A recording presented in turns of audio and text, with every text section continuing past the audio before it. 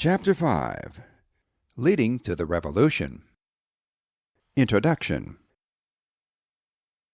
In this lecture, we examine the development of colonial society from 1700 to 1775, the years leading up to the Revolution. Reasonably well established and secure at last, after 100 years of struggle, the English colonies gradually, over a half-dozen generations, acquired individual identities, which contrasted both with each other and with that of their brethren back home in Mother England.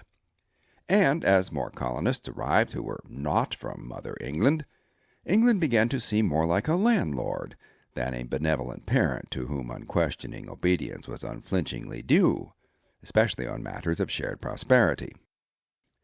The colonists, striving and mixing together their competing interests in their unique melting pot of contentious goals and ambitions, were, in a subtle, and sometimes not so subtle way, becoming Americans, as we noted in the previous lecture. Eventually, all it would take to make them want to declare their independence and launch out on their own would be some overweening demand from the English king or his parliament, which most colonists would choose to ignore or to disobey. The 8 or so decades from 1700 to 1775 were, in our history, comparable to a teenager's years from age 13 to 18, when the increasingly restless and rebellious adolescent wants to pack his bag and get out of the house so he can try his wings on his own. Countries, like teenagers, go through an adolescent period of rebellion too, and in this lecture you will learn how that chapter unfolded for your country, even before it was a country. You will learn why, in the space of only about 3 generations, roughly the length of time it takes for a young man to become a great-grandfather, which is the mere blink of an eye on an historical scale, the English colonists in America decided that they had no choice but to get out of Mother England's house, so to speak.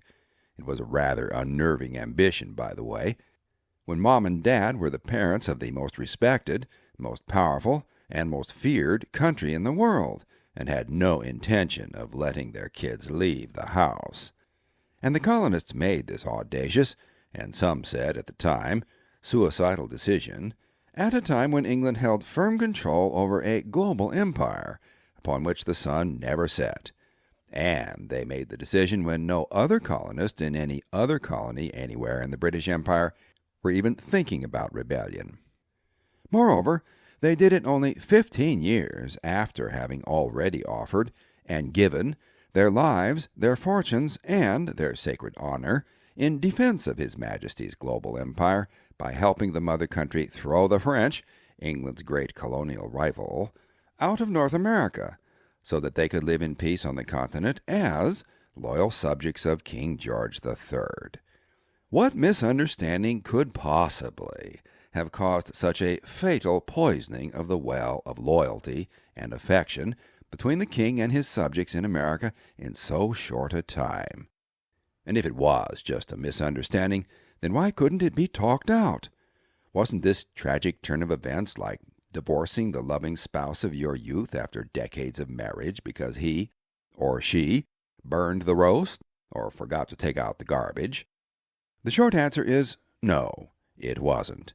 It was a tragedy, yes, and a failure of communication and understanding on both sides, as is every conflict of arms, because war is, if nothing else, always an admission of failure, simply because both sides have to resort to the brutish arbitrament of arms, having nothing left to say, and no willingness to listen to each other. And yet the war which resulted was, for all of that, still inevitable, and in this lecture you will learn why.